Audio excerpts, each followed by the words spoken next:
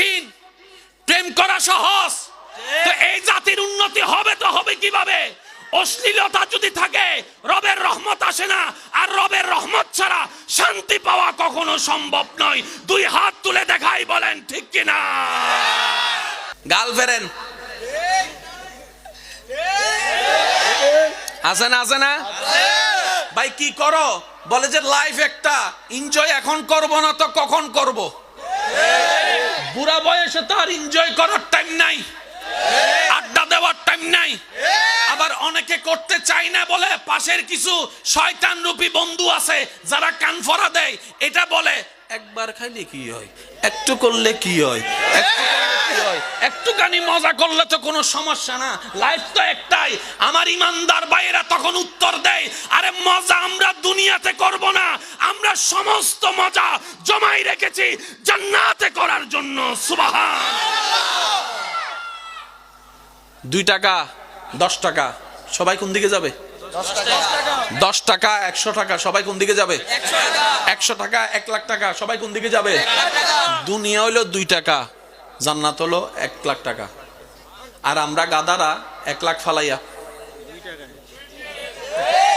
আচ্ছা গেলেও আপত্তি নাই যদি পাইতাম। কেমন করে জানেননি? এই 2 টাকা চান,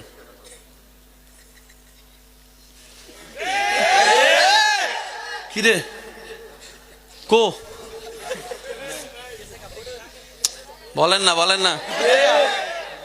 আবার দেখেন 2 টাকা, যেমন 2 টাকাটাকে এমন ভাবে সাজায় মনে হয় যেন 10 কোটি টাকা, দেখতে এরকম লাগে, স্বর্ণ টন্ন পরাইয়া।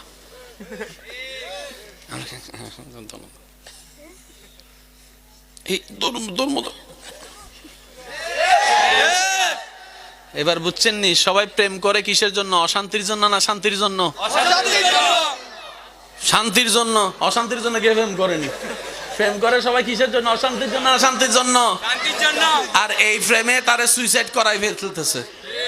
রাতের ভাত শেষ, রাতের ঘুম, যেখানে রাতের ঘুম।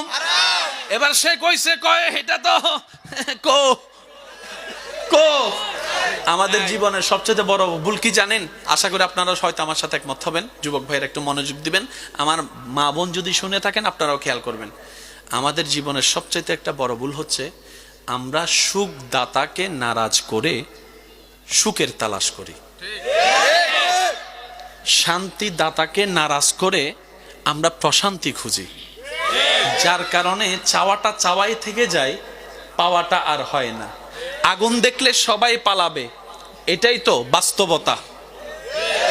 আগুনে স্পর্শ করলে শরীর ক্ষত বিক্ষত হয়ে যাবে, এটাই তো বাস্তবতা।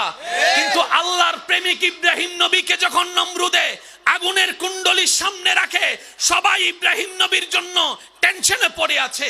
ইব্রাহিম নবীর ভালোবাসায় সবার চোখ থেকে অশ্রু ঝরছে, কি হবে কি হবে কি হবে। এত বিশাল অগ্নিকুণ্ড, এখন তো ইব্রাহিমকে জ্বালাই দিবে। ইব্রাহিম তো অনেক অসাধারণ একটা মানুষ, ইব্রাহিম তো অনেক ভালো একজন মানুষ, সবার মায়ার প্রকাশ, সবার চেহারায় টেনশন। কিন্তু ইব্রাহিম নবী মুস্কি মুস্কি হাসতে আছেন, ইব্রাহিম নবী মুস্কি মুস্কি হাসতে আছেন। ইব্রাহিম নবীর চেহারায় কোনো পেরেশানি নাই, মুস্কি মুস্কি হাসি।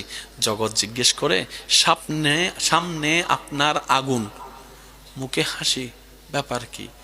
বলে যে আজকে আগুনের সামনে নিজের দোষে হই নাই, রবের প্রেমের কারণে হয়েছি। আর আমার সবকিছু তো আমার রবের দেওয়া, থাকলেও ওনার, না থাকলেও ওনার। দিয়েছেন উনি, নিবেন উনি। তবে আমি ইব্রাহিমের সার্থকতা, যদি আমার ওই সমস্ত কিছু রবের জন্য কোরবানি দিতে পারি, আমি ইব্রাহিম নিজেকে সার্থক মনে করব, যে না আমি প্রেমিক দাবিও করেছি, প্রেমিক হিসেবে পরীক্ষাও দিয়েছি।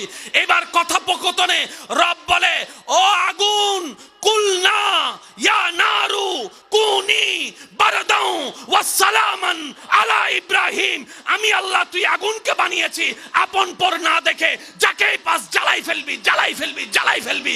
কিন্তু সাবধান, এখন তোর ভিতরে আমার বন্ধু ইব্রাহিম যাচ্ছে, তাকে জ্বালানো তো দূরের কথা, স্পর্শ করিস না। সুবহানাল্লাহ, সুবহানাল্লাহ জোরে। জগৎ দেখতেছে ইব্রাহিম নবী শেষ। আল্লাহ কয় তোদের চোখ আর আমাদের চোখ, আমার চোখ বেশ কম আছে। তোদের বুঝ আর আমার বুঝ অনেক বেশ সম আছে। এখানে ওলামায়ে কেরামের আমি একটু দোয়া চাইবো। কোরআন যে কত চমৎকার কিতাব। আল্লাহ তাআলা বলছেন কুলনা ইয়া নারু কুনি বারদাম ওয়া সালামান আলা ইব্রাহিম। বাহ্যিক অর্থ আগুন তুমি ওনাকে জ্বালায়ও না। ওকে, এবার আগুনের ধর্ম কি? ঠান্ডা না গরম?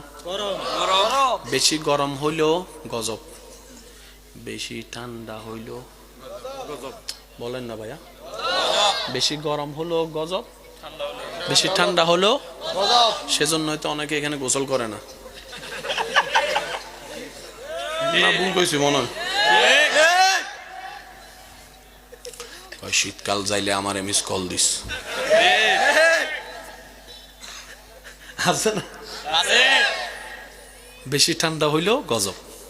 এবার আল্লাহ চমৎকার, কত চমৎকার আয়াতটা বলেছেন, একটু খেয়াল করেন। কুলনা ইয়া নারু কুনি বারদাম, আগুন তুমি আমার ইব্রাহিমের জন্য ঠান্ডা হয়ে যাও।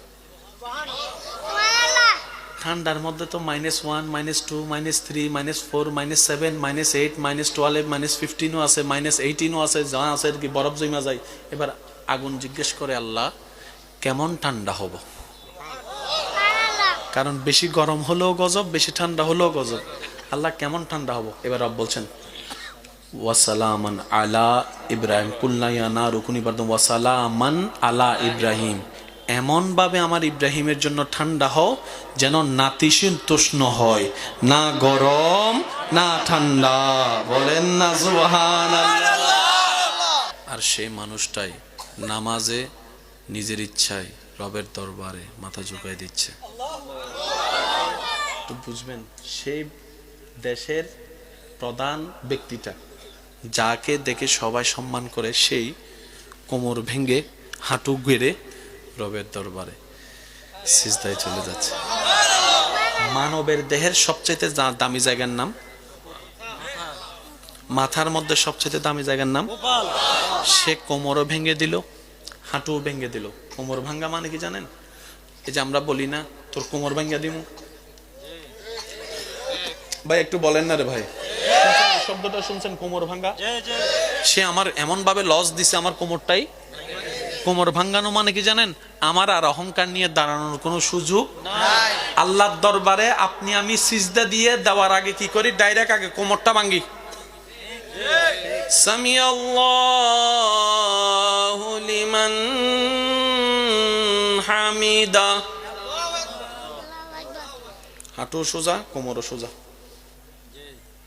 মানে শক্তি আছে আমার, পাওয়ার। এবার আপনি যাচ্ছেন রবের দরবারে।